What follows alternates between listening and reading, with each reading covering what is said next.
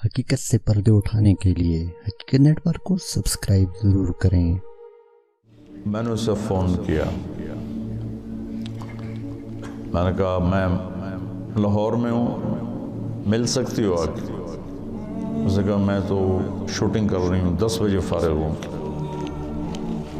میں نے کہا اچھا بیٹی، جب فارغ ہو جاؤ نا پھر آ جانا، میں تیرا انتظار کروں، چاہے لیٹ بھی ہو تو آ جانا۔ یہ ہے کوئی 8 بجے کے بعد 9 بجے پوری شوٹنگ ٹیم، باقی اداکار، ڈائریکٹر، کیمرہ مین سارے وہاں پہنچ گئے۔ میں بڑا حیران ہوں، میں نے کہا تم تو کہہ رہی تھی میں 10 بجے فارغ ہو گئی۔ وہ کہنے لگی میں نے اپنے ڈائریکٹر سے کہا کہ مولانا طارق جمیل صاحب نے مجھے فون پہ کہا ہے کہ جب فارغ ہو تو آ کے مجھے مل جانا۔ وہ ڈائریکٹر بھی سامنے بیٹھا تھا، تو یہ کہنے لگے کہ مولانا طارق جمیل صاحب تیرے جیسی لڑکی کو فون کریں گے، یہ کیسے ہے؟ انہوں نے کہا آپ یہ کہتے ہو تو مجھے بیٹی کہتے ہیں۔ تو اس نے کہا شوٹنگ آف کرو، اور پورا سارا شوٹنگ کا جتنا بھی عملہ ہے چلو چل کے مولانا کی ملاقات کرو، میں اس آدمی کو دیکھنا چاہتا ہوں جو ایک طوائف کو بیٹی کہتا ہے۔ وہ سارے مجھے ملنے آ گئے، سارے۔ صرف ممبر پہ بیٹھ کے تقریر کرنے کا تمہیں شوق ہوتا ہے کہ ہم بھی علامہ کہلائیں، ہمارے بھی کوئی جوتے اٹھائے، کوئی بیگ اٹھائے، کوئی آگے چلے، کوئی پیچھے چلے، کوئی چائے پیش کرے، کوئی روٹی پیش کرے۔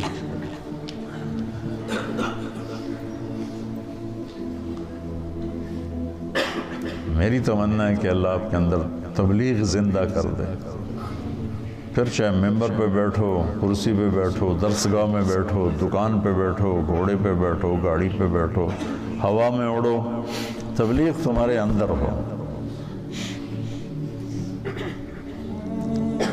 اللہ کا نبی تشریف فرماتے کہ طوائف کا گزر ہوا، ان میں پیچھے سے دلیل دے رہا ہوں تو مدینے، وہ کہنے لگے یہ کیسا نبی ہے جو اکیلے ہی روٹی کھاتا ہے، کسی کو بلاتا ہی نہیں؟ وہ تو آپ کو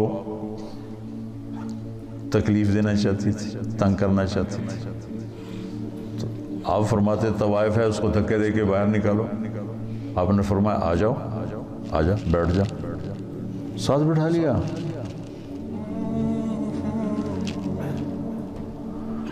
کھاؤ۔ اس کا مقصد کھانا نہیں تھا، اس کا مقصد آپ کو غصہ دلانا تھا، آپ کو تنگ کرنا تھا کہ یہ کچھ کہیں گے پھر میں کہوں گی ویکھ لیا تھوڑا نبی اے گلاں کردا ہے۔ کہنے لگی یہ نہیں کھاؤں گی، جو تیرے منہ میں لقمہ ہے، چبا رہے وہ نکال کے مجھے کھلاؤ۔ تو آپ نے منہ سے اس کو اسی وقت نکال دیا۔ ہمارے پنجابی کی مثال ہے، کبا سمجھتے نا، کبا، کبڑا، کبے نو کہیں لت ماری وہ سدھا ہو گیا۔ اس نے کہا بھائی تیری مہربانی۔ تو وہ کبے والی لت بن گئی، وہ تو آپ کو تنگ کر رہی تھی، اور اسے کیا خبر کہ نبی کے منہ کا لعاب جب اس کے منہ میں جائے گا تو کیا ہوگا۔ آپ نے اپنے ہاتھوں سے نوالا نکال کے اس کے منہ میں ڈالا، ساتھ ہی اس کا سینہ روشن ہو گیا، وہ کلمہ پڑ گئی، اور مدینے کی شریف ترین خواتین صحابیہ بن گئی۔ تبلیغ کے کام کے اثرات کس طرح معاشرے پر پڑے یہ آپ یہاں بیٹھ کے نہیں سمجھ سکتے۔ وہ تھوڑا تھوڑا آپ کا مطالعہ ہے، اور شیطان آپ کو صاحب رائے بنا دیتا ہے، اور پھر آپ خود اپنی رائے قائم کرنا شروع کر دیتے ہیں۔ اس سے آپ مار کھا جاتے ہیں اور گھاٹے کے سودے کر بیٹھتے ہیں۔ اللہ نے میری حفاظت فرمائی، میں نے اپنے فیصلے خود کبھی نہیں کیے تھے، حالانکہ جتنا میں پڑھتا تھا نا تم اس کا 100واں بھی نہیں پڑھ سکتے اس وقت کی بات۔ اب تو مجھے مدت ہوئی ہے یار کو مہما کیے، ماں ہر چہ خواندائیں فراموش کردائیں، بھول بھلائیں ہو، لیکن میں 1 منٹ میرا خالی نہیں ہوتا تھا۔ کھانا، سونا، نماز، وضو، یہ 3-4 کام ایسے ہیں جس میں اور کوئی کام ہو نہیں سکتا۔ اس کے علاوہ میرا 1 منٹ بھی کتاب سے خالی نہیں ہوتا، 1 منٹ اس طرح پڑھا۔ لیکن تمہاری طرح مجتہد نہیں بنا میں، جو مجھے کہہ دیا میرے استادوں نے میں نے سر جھکا، تو ٹھیک، اور آج تک میرا یہی حال ہے، ٹھیک جو آپ فرمائیں، ٹھیک۔ اس سے بہت بڑی حفاظت کا نظام چلتا ہے۔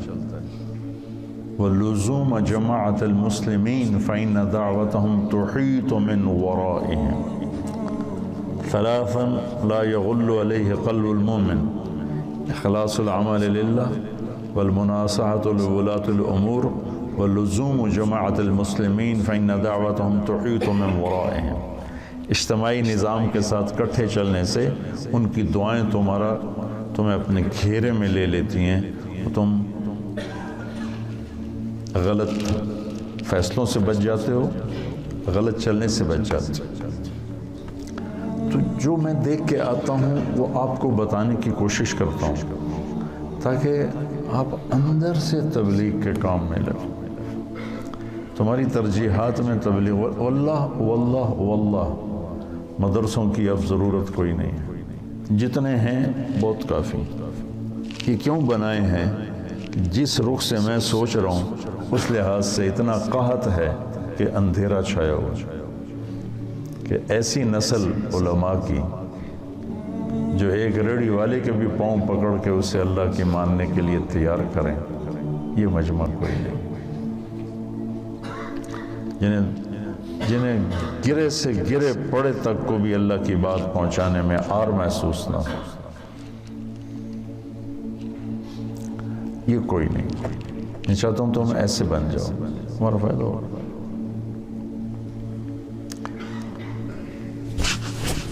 شاہ اسماعیل شہید نے بازار حسن میں گشت کیا تھا، موتی طوائف کے پاس گئے تھے۔ اللہ مجھے بڑے بول سے بچائے، اللہ مجھے بڑے بول سے بچائے، اللہ مجھے بڑے بول سے بچائے۔ 1831 میں ان کی شہادت ہوئی ہے، 1831۔ تو 1831 سے پہلے کا زمانہ، یعنی 1810-20 کا زمانہ لگا لو، جب وہ دلی میں ہوتے تھے۔ اس کے بعد بازار حسن میں اللہ نے مجھے توفیق دی جانے کی، اور میں ان طوائفوں کے گھروں میں گیا، ان سے ملا، ان کے پاس بیٹھا، ان کی ہمدردی دلداری کہ اللہ نے مجھے توفیق دی، ان پر خرچ کرنے کی توفیق دی، انہیں گناہ سے بچانے کے لیے۔ تو اب 8-9 سال ہونے کو ہیں، تلمبے کے بازار حسن میں ہر ہفتے تعلیم ہوتی ہے، اور اس میں طوائفیں آ کے تعلیم میں بیٹھ، کسی کو کلمہ نہیں آتا تھا، ان کے کلمے یاد کروائے، وضو نہیں پتہ تھا وضو کروائے، نماز کا نہیں پتہ تھا نماز سکھائی، اور کتنی لڑکیوں کی شادیاں ہو گئیں، کتنیوں نے کہا ہمارا خرچہ لگا دو تو ہم یہ پیشہ چھوڑ دیں گے۔ میں نے ان کا خرچہ لگا دیا، وہ گھر بیٹھ کے کھا رہی ہیں اور برائی نہیں کر رہی ہیں۔ تو مجھے اس میں کوئی آر نہیں محسوس ہو کہ میں اس سے بھی اپنی آخرت کا سامان سمجھتا ہوں، اور میں نے ان کی نائکوں سے کہا ہوا ہے کہ جو اپنی بیٹی کی شادی کرے گی میں سارا خرچہ دوں گا۔ اور جتنا مظلوم یہ طبقہ میں نے جا کے دیکھا ہے، بہت مظلوم طبقہ، بہت مظلوم طبقہ۔ مرد کی ہوس پوری ہوتی ہے اور لڑکی کے ماتھے پہ طوائف کا داغ لگ جاتا ہے، اور وہ اسی طرح سیٹھ صاحب بھی ہوتا ہے، چودھری صاحب بھی ہوتا ہے، میاں صاحب بھی ہوتا ہے، سردار صاحب بھی ہوتا ہے، مہر صاحب بھی ہوتا ہے، وہ اسی طرح ہوتا ہے، اس کا کالر سفید رہتا ہے، لڑکی کے ماتھے پہ طوائف کا داغ لگ جاتا ہے، پھر 7 سمندر کا پانی بھی اسے دھو نہیں سکتا، اور یہ داغ لگانے والے سارے عیاش لوگ جن کی عیاشی پر تو پردہ پڑ گیا اور اس کے ماتھے پہ کالا داغ لگ گیا.